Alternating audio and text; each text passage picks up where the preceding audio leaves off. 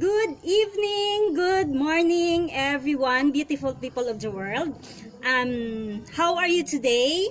Hope you have done something beautiful that you love and you are grateful for it.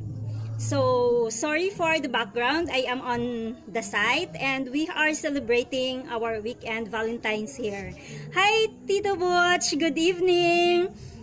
So, I am Erms, and what I do is I help people live better through the business that I am with and the community that I serve. Today is day 6 of Wrinkles Live, and our Saturdays is all about saving Saturdays. Our topic for today is letting our younger self take care of our older self. So, paano ba natin gagawin yon? Where do you see yourself 10 to 20 years from now, or during your 50s, 60s, or 70s in your old age? Saan mo nakikita yung sarili mo? So, ang kailangan lang natin gawin kung gusto natin to live into freedom of financial abundance sa ngayon habang tayo ay actively na nagtatrabaho at hanggang may kita pa at kaya pa nating magtrabaho, ay kailangan lang daw nating isave or iset aside ang at least 10 to 20% of what we are earning while we are still actively working. So, making our active income to passive income. So, by doing that, at least daw, save at least 10 to 20% of what you are earning month after month and put it into an investment instrument. Be it on paper assets or real estate, invest the money where it grows over time. By doing this, we are embracing the power of compound interest to work for us. And that is what the majority called it the 8 wonders of the world. Actually, si Albert Einstein's paninga time ang 8 wonder of the world. Kaya siya man siya ang naghambal, nga amo ni siya ang the most powerful na pwede nating gawin sa pera natin sa ngayon habang nagtatrabaho tayo is to invest. Pero dapat alam natin na yung pinapasukan natin ay hindi siya scam. Kung yung pera,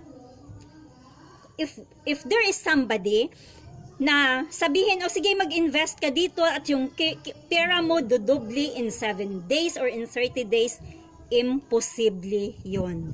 So, wag tayong mag-give in doon. So, what you do now will determine the outcome of your retiring years. So, yung pinaka leverage natin para maging wealth ally natin is yung time. So, for those who are in their 20s, take advantage of the time.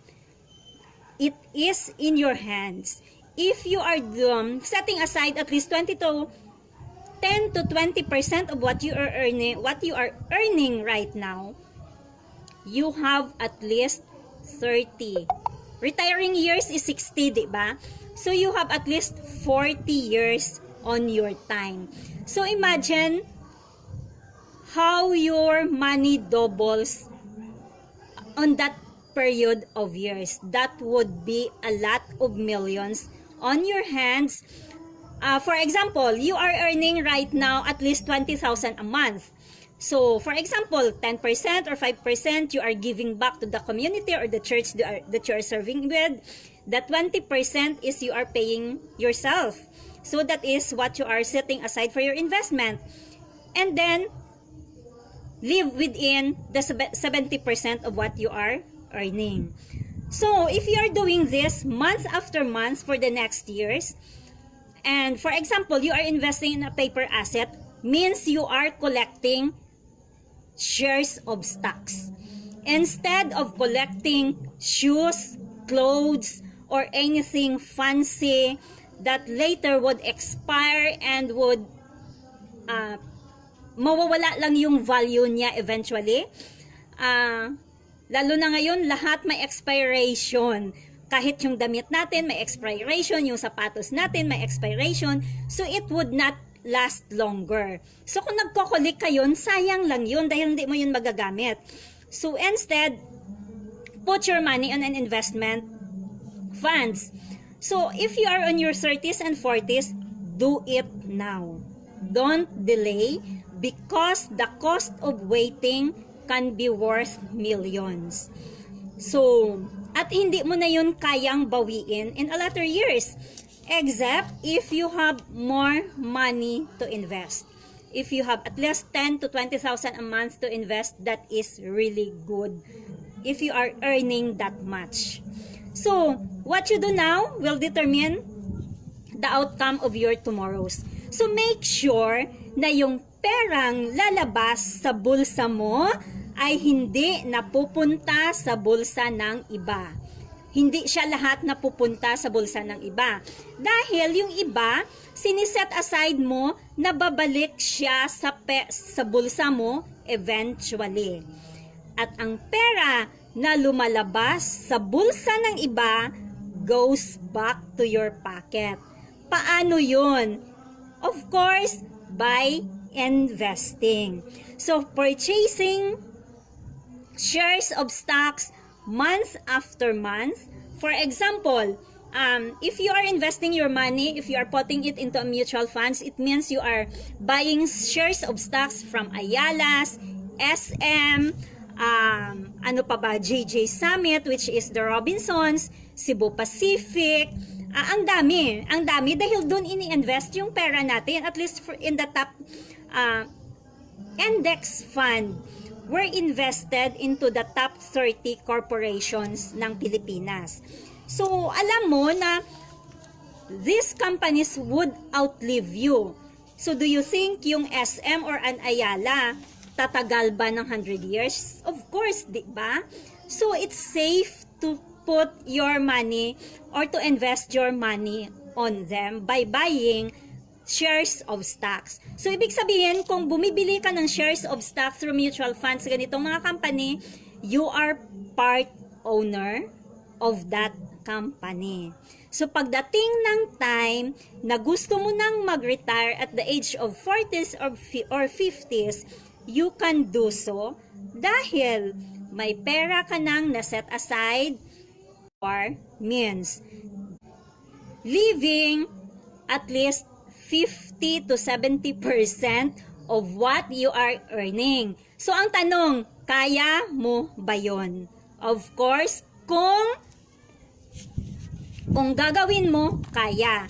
Dahil daw, kung gustong gawin, may paraan. Kung ayaw, may dahilan. So, design the life you want on your retiring years. Be part of the 2% of the senior citizens right now that enjoys their life and their retiring years. So, wag mong gamitin yung mga anak mo para magiging retirement fund mo. Dahil mostly yung iba, naririnig natin, papag-aralin ko yung anak ko para pag tumanda na ako, may pupuntahan ako at may mag-aaruga sa akin or something like that. Pero, imaginein mo pag may pera ka, kasi hindi mo naman alam kung ano yung magiging outcome ng life ng iyong anak. They could be successful or they could be slightly successful. Hindi natin alam dahil sila naman yung nagdidesisyon ng buhay nila. So, dapat hindi natin doon dinidepend yung retiring years natin na sa kanila tayo kukuha ng pera. So, start taking care of your older self now hanggang may oras pa. Because time is your wealth, Alice. So, take advantage of it. I remember one time, sa isang seminar na na-attenan, may nagsabi doon na, yung pera daw, hi Eva, good evening, thank you for being here. Yung pera daw, worth trillions of pesos floating around the world. Nag-e-exchange lang yun from one from one person to another. So ang tanong, saan ka? Bakit hindi yon napupunta sa pocket mo or sa investment mo? Ano yung ginagawa mo? Dahil nandun lang yun eh. It's been floating around the world for centuries. Nag-exchange lang from one hand into another.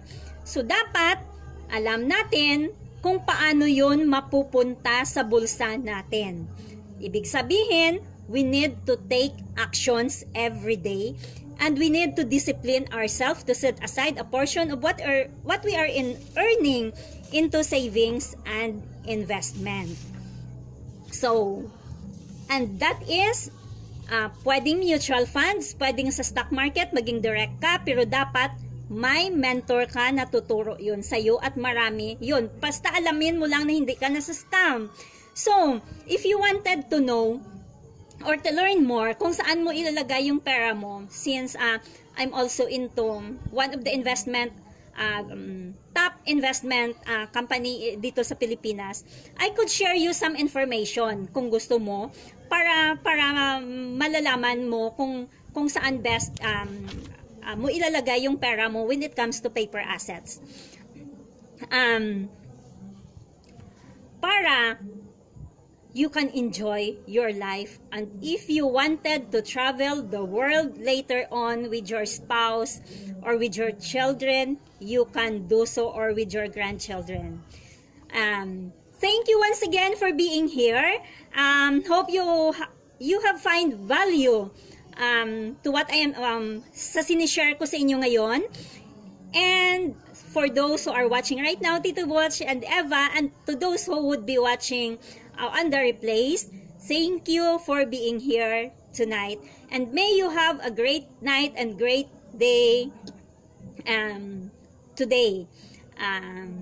Good evening once again, and see you tomorrow for our Serenity Sundays. Bye! Hi Aline, thank you for watching. I'm going. Hope you can find the replay. It would be available in a matter of, I think, minutes. Thank you. See you again all tomorrow.